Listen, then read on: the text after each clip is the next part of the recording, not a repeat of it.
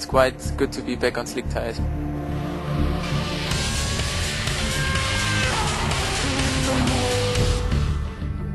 For myself, it will be an advantage.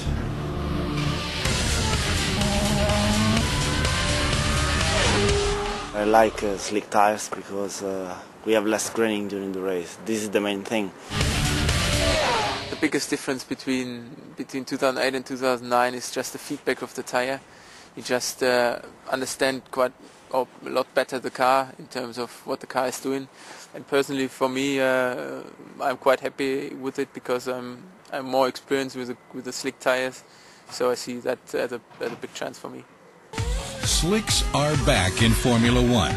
And for both Jarno Trulli and Timo Glock, it's a welcome change, but for different reasons. Timo's love of slicks is easy to explain.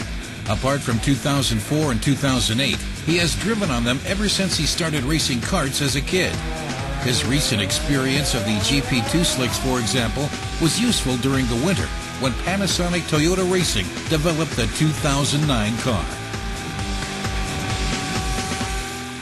Your feeling, what you generate through the years, is just set up for slick tires, and then you come to Formula One and you have to deal with the groove tires, which is quite difficult.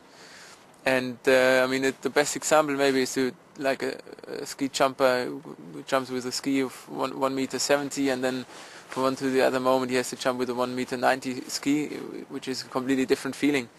And this is the same for us. Jarno was actually among the most experienced drivers in the world on those groove tires, but he is also one of few current drivers to have experienced Formula One slicks earlier in his career.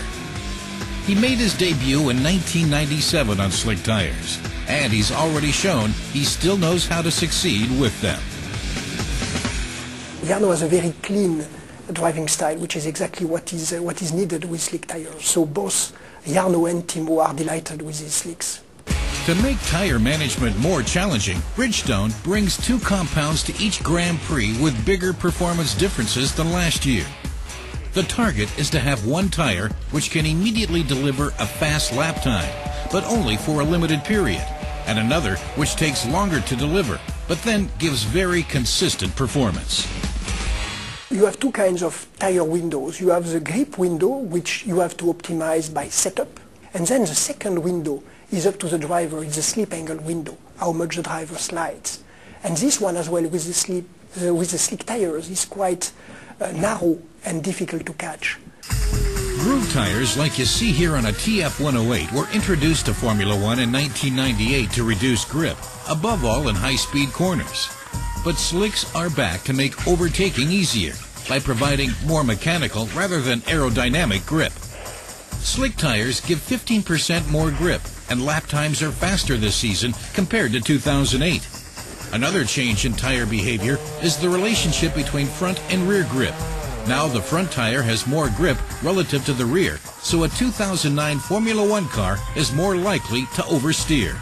I think we all start from zero, and then in the end the best one will perform better. The one who has understood better the effect of the slick tires on the car and the effect of the new rule change. The return of real racing tires, one of the biggest challenges of this season, and both car and drivers have been more than up to it so far.